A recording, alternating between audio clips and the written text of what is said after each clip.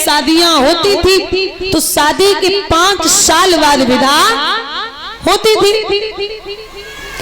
तो सुंदर की जो पत्नी थी माधवी, वो जब मायके में रही 5 वर्ष तक, तो उसकी माँ ने एक पाठ पढ़ाया और कहा था कि हे बेटी,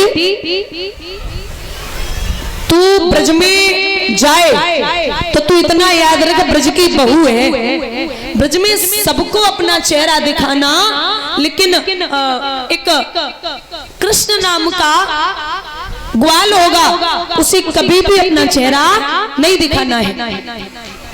बोले क्यों मैया? बोले वो इसलिए नहीं दिखाना कि वो बहुत बड़ा छलिया है। अगर तेरी शादी भले ही हो चुकी है, लेकिन अगर एक बार तूने कृष्ण का चेहरा देख लिया तो जीवन में पति की तरफ निगाह करके नहीं बैठेगी। वो 1 मिनट 1 पल में अपना कर लेता है, वो बहुत बड़ा छलिया है।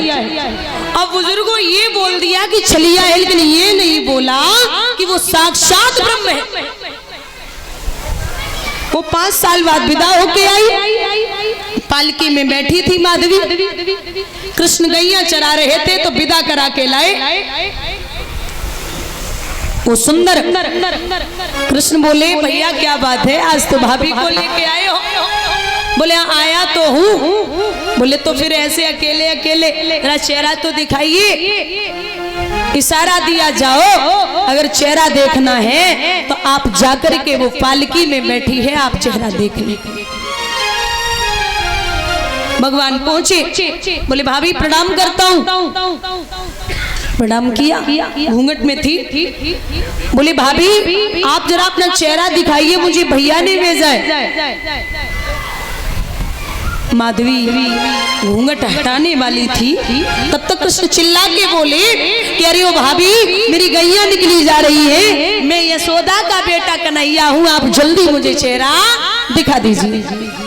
जो जब बात सुनी, अरे महाराज पहले तो इतना पड़ोरा लंबो डाल लियो। बोले ये वही छलिया है जिसको मेरी माँ ने मना किया था कि उसे चेहरा नहीं दिखाना है। कृष्ण हाथ जोड़े खड़े, क्या बात है भाभी, आपको चेहरा नहीं दिखाना क्या?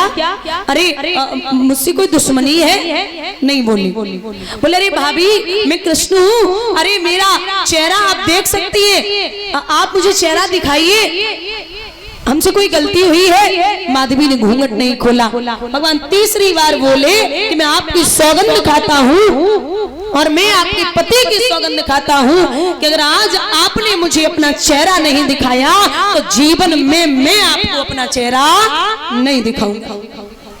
इतनी बड़ी बात बोल के कृष्ण चले आए, तब भी उस माधवी ने चेहरा नहीं खोला। वापस आए, उस समय था जब गोवर्धन पूजा हुई थी, तो गोवर्धन पूजा के समय सब चिल्ला रहे थे कृष्ण की जय हो, कृष्ण की जय हो, लेकिन माधवी पीछे खड़ी थी घूंघट में। तो विचार किया कि ये कृष्ण कौन है?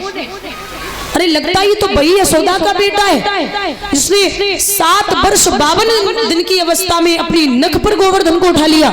ये कोई साक्षात, हमें लगता है ये परमात्मा है, ये ब्रह्म है। मेरी माँ ने हमें झूठा पाठ पढ़ा दिया। सर पटक पटक के व्याकुल है, बार बार प्रभु का चेहरा देखने की कोशिश कर रही है। दादा 1 बार नहीं, 10 बार नहीं, 100 बार नहीं, 1000 बार नहीं, लाखों बार माधवी ने कोशिश की, लेकिन भगवान ने अपना चेहरा नहीं दिखाया। लाखों बार कोशिश की, तब चेहरा नहीं दिखाया। और इतना याद रखिए, वही माधवी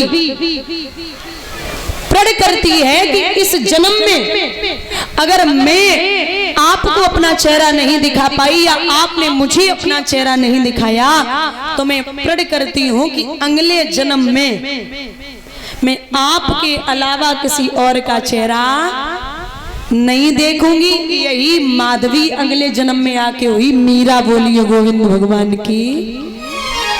ये जो मीरा है, ऐसा नहीं कि शादी के योग्य हुई तब प्रभु से प्रेम बढ़ा। ये मीरा 5 वर्ष की रही होगी, तो 5 वर्ष की मीरा, एक ब्राह्मण देव आए कथा बोलने, तो व्यास पीठ पर थे। आरती से पहले बोला कि मैं कथा बोल रहा हूँ, किसी को कुछ पूछना तो नहीं है। सबने हाथ हिलाया, बोले महाराज किसी को कुछ नहीं पूछना, आप आरती कराइए। आरती हुई तो जब पंडित जी व्यासपीठ से नीचे आए तो कलाई पकड़ी 5 वर्ष की बिटिया ने। पंडित जी बोले क्या है? बोले प्रसाद चाहिए? नहीं। अरे बिस्किट? नहीं। अरे पंडित जी बोले मेरी माँ, फिर क्या चाहिए? बोले आप ये बताइए, जिसकी आप कथा कह रहे थे, जिसके आप गुणगान कर रहे थे, वो मिलता कहाँ है और दिखने में कैसा है? तो कहा वो हर जगह है, हर जगह विराजमान है। और मैंने पहले भी बोला कि परमात्मा हर जगह है। लोग ऐसे प्रश्न करते कि अगर हर जगह है तो मंदिर क्यों जाते हैं?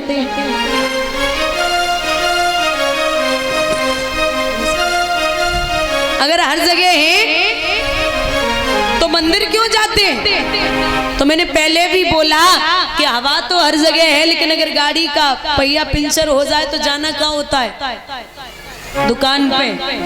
तो ऐसे ही परमात्मा तो हर जगह है, लेकिन उनका जो स्थान है जहाँ वो पूजे जाते, वहां आपको जाना पड़ेगा अपनी संतुष्टि के लिए।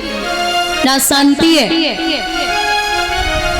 कि मीरा बड़ी हुई एक ही बात कहती थी कि मेरो तो गिरधर गोपाल, दूसरा न कोई, और जाके सिर पे मोर मुकुट है, मेरो पति है।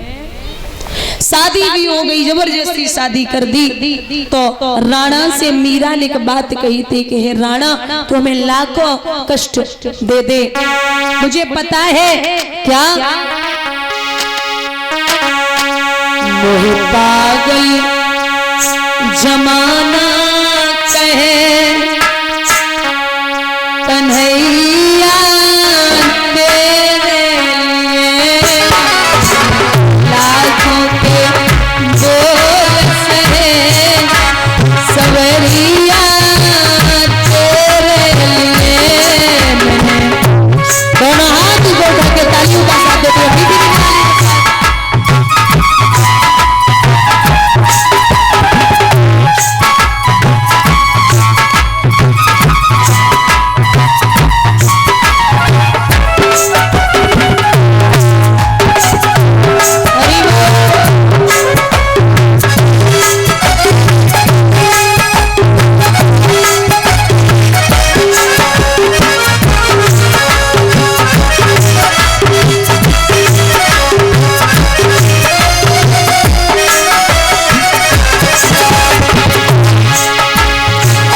मन में बसे हो मुरली मनोहर,